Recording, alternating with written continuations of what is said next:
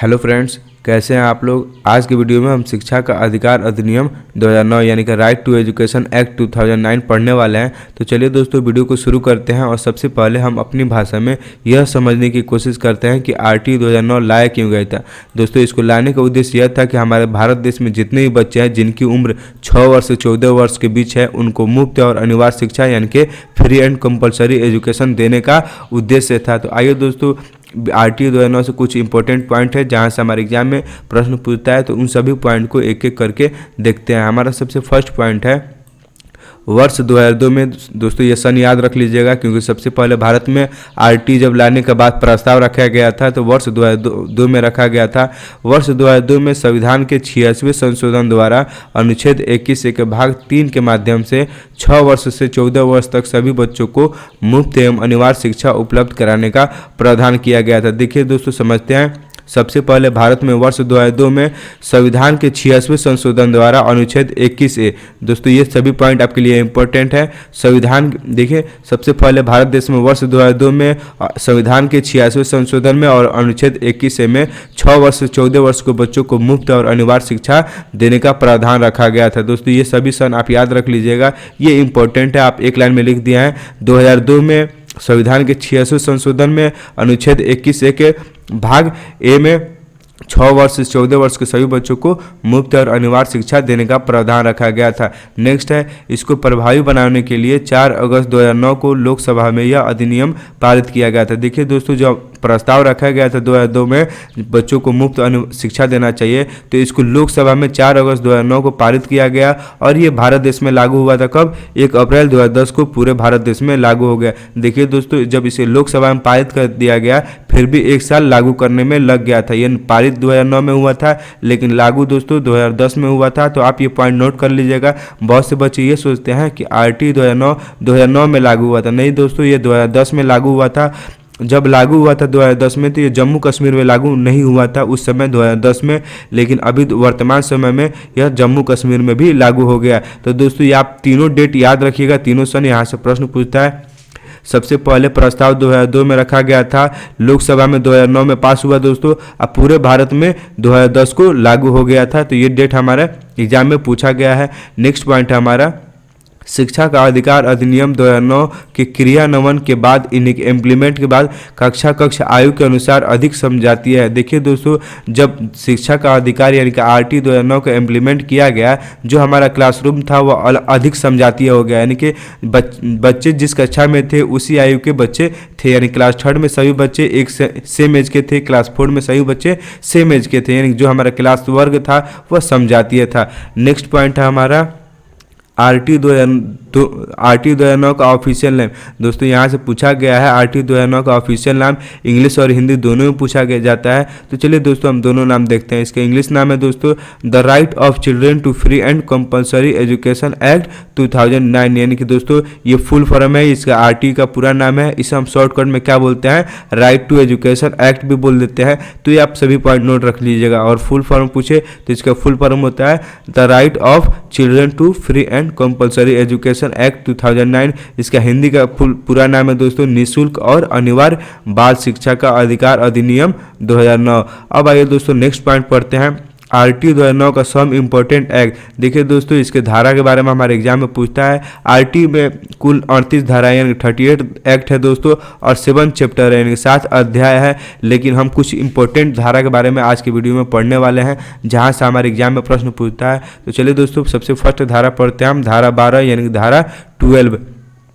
RT 2009 के अनुसार private स्कूलों में कितने प्रतिशत सीटें गरीब विद्यार्थियों के लिए आरक्षित होती है।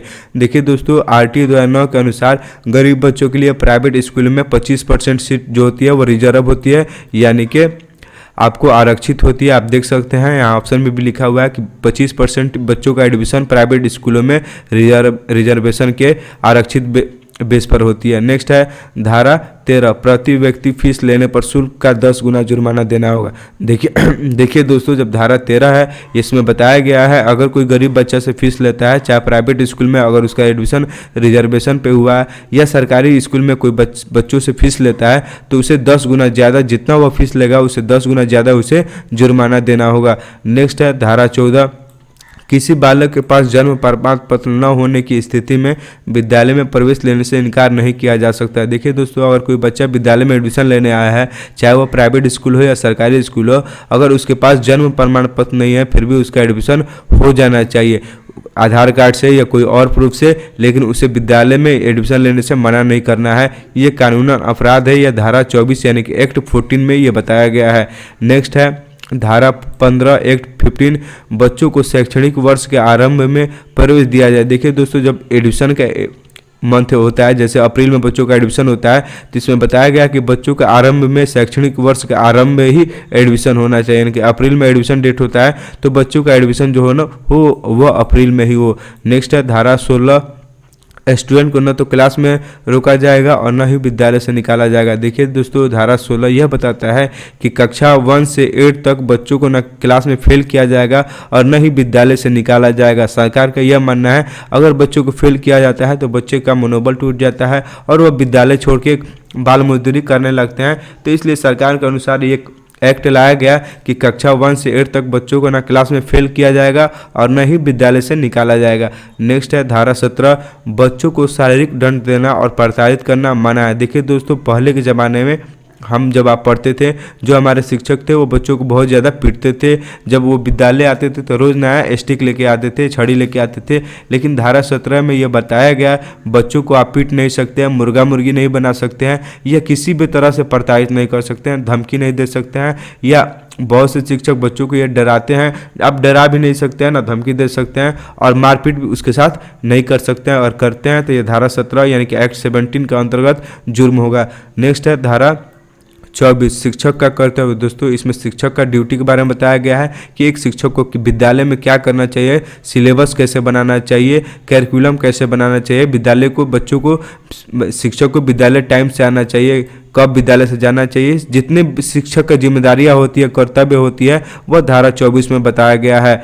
नेक्स्ट है धारा 27, RT 2009 के अकॉर्डिंग शिक्षकों को गैर शैक्षणिक कार्यों में नहीं लगाया जा सकता है। देखिए दोस्तों, शिक्षकों को गैर कार्यों में, शैक्षणिक कार्यों में नहीं लगाया जा सकता है, यह धारा 27 कहती है। सिर्फ 3 कार्य को छोड़ के, जनगणना, चुनाव और आपदा प्रबंधन को छोड़ के शिक्षकों को और कार्य में नहीं लगाया जा सकता है। नेक्स्ट हमारा धारा 28, शिक्षक प्राइवेट ट्यूशन नहीं पढ़ा सकते हैं। देखिए दोस्तों, जो सरकारी स्कूल के टीचर होते हैं वह लालच में पड़ जाते हैं, वो बच्चों को विद्यालय में नहीं पढ़ाते हैं, वो बच्चों को यह बताते हैं कि तुम मेरे पास से ट्यूशन ले लो, मैं तुम्हें अच्छा पढ़ाऊंगा। इसलिए धारा 28 लाया गया। जो शिक्षक होता है सरकारी स्कूल को, अगर वो प्राइवेट ट्यूशन पढ़ाता है तो उस पर जुर्म लगेगा, वो जेल भी जा सकता है। अब देखिए दोस्तों, नेक्स्ट हमारा पॉइंट है RT के अनुसार, यानी कि RT के अनुसार, RT 2009 के अनुसार बच्चों के लिए कुछ कहा गया है, विद्यालय के लिए भी कहा गया है और शिक्षकों के लिए कहा गया है। तो उन सभी पॉइंट को एक एक करके देखते हैं। सबसे फर्स्ट पॉइंट है हमारा RT 2009 के अनुसार प्राथमिक कक्षाओं में छात्र एवं शिक्षक का अनुपात 30:1 होगा। देखिए दोस्तों, प्राथमिक स्तर यानी कि 1 to 5 तक छात्र एवं शिक्षक का अनुपात 30:1 होगा, यानी कि 30 बच्चों पर एक शिक्षक होगा। ये RT 2009 के अनुसार कहा गया है, ये प्राथमिक स्तर तक। नेक्स्ट है RT 2009 के अनुसार उच्च प्राथमिक यानी कि 1 to 8। दोस्तों, ये उच्च प्राथमिक होता है। 1 to 8 तक छात्र एवं शिक्षक का अनुपात 35:1 होगा, यानी 35 बच्चों पर एक शिक्षक होगा। देखिए दोस्तों, प्राथमिक स्तर तक 30 बच्चों पर एक शिक्षक, लेकिन उच्च प्राथमिक तक 35 बच्चों पर एक शिक्षक होगा। नेक्स्ट है RT 2009 के अनुसार कक्षा 1 से 8 तक यदि प्रवेश दिए गए सदस्यों की संख्या 200 से अधिक है तो विद्यार्थी एवं शिक्षक का अनुपात 40:1 होगा। देखिए दोस्तों, उच्च प्राथमिक स्तर यानी कि 1 to 8 तक अगर बच्चों का एडमिशन 200 से ज़्यादा हो गया तो 40 बच्चों पर एक शिक्षक होगा, और 200 से कम होगा तो 35 बच्चों पर एक शिक्षक। अगर एडमिशन 200 से ज़्यादा हो गया तो 40 बच्चों पर एक शिक्षक। हमारे एग्जाम में प्रश्न पूछता है, अगर उच्च नॉर्मल दिया जाएगा दोस्तों, अगर 200 से अधिक नहीं रहेगा तो 35 बच्चों पर एक शिक्षक होगा, लेकिन जब 200 से अधिक रहेगा तो 40 बच्चों पर एक शिक्षक होता है।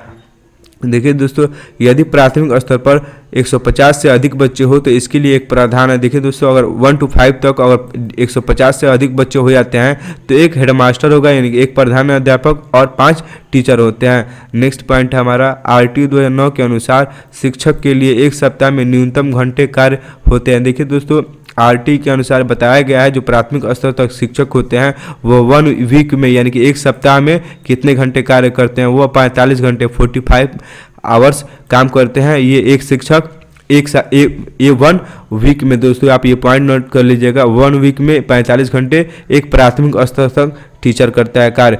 RT 2009 के अनुसार प्राथमिक स्तर पर न्यूनतम शैक्षणिक घंटे व कार्य दिवस होता है, यानी कि एक साल में दोस्तों, अब ये एक साल बताया गया है कि एक साल में एक प्राथमिक स्तर का शिक्षक कितना पढ़ाता है, तो 800 घंटे पढ़ाता है और 200 दिन विद्यालय में आता है, यानी 365 दिन में जो शिक्षक होता है वह सिर्फ 200 दिन विद्यालय को आना है और 800 घंटे पढ़ाना है। नेक्स्ट है RT 2009 के अनुसार उच्च प्राथमिक स्तर तक न्यूनतम शैक्षणिक घंटे व कार्य व दिवस। देखिए दोस्तों, उच्च प्राथमिक यानी 1 to 8 तक एक शिक्षक जो होगा वह एक साल में 1000 घंटे पढ़ाएगा और 220 दिन आएगा, यानी कि प्राथमिक स्तर तक के शिक्षक से 20 दिन ज़्यादा आता है, यानी कि प्राथमिक स्तर का जो शिक्षक होगा वह 200 दिन आएगा और 800 घंटे पढ़ाएगा।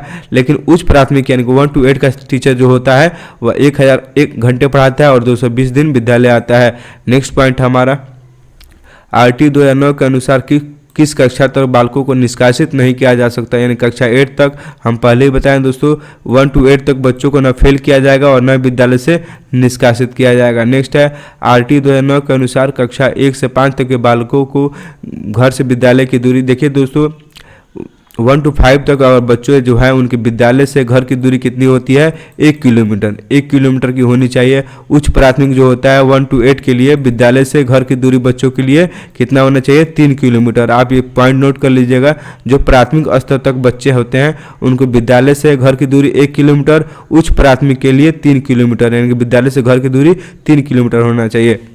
नेक्स्ट पॉइंट है RT 2009 के अनुसार SMC यानी कि स्कूल मैनेजमेंट कमेटी का अध्यक्ष होता है अभिभावक। देखिए दोस्तों, हमारे एग्जाम में प्रश्न पूछता है कि SMC का अध्यक्ष कौन होता है, तो अभिभावक होता है। नेक्स्ट है इस अधिनियम के अनुसार स्कूल के विकास के अनुदान का खर्च उत्तरदायित्व। देखिए बताया गया है कि RT 2009 के अनुसार स्कूल के विकास के अनुदान एवं खर्च का उत्तरदायित्व कौन होता है, विद्यालय प्रबंधक समिति। नेक्स्ट है RT 2009 के अनुसार विशेष आवश्यकता वाले बच्चों को किस शिक्षा व्यवस्था के अंतर्गत पढ़ाना चाहिए। देखिए दोस्तों, समावेशी शिक्षा व्यवस्था आप समझते होंगे। समावेशी शिक्षा व्यवस्था ऐसी शिक्षा व्यवस्था होती है जहां बच्चों को बिना भेदभाव के शिक्षा दिया जाता है।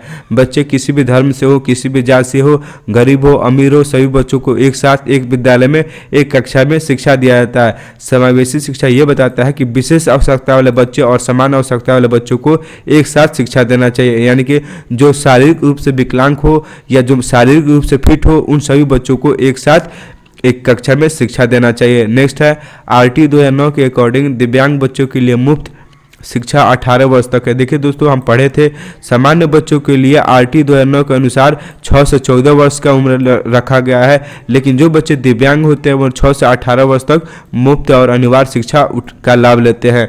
नेक्स्ट है भारत शिक्षा का मौलिक अधिकार घोषित करने वाला विश्व का कौन सा देश बन गया है, तो दोस्तों 135वां।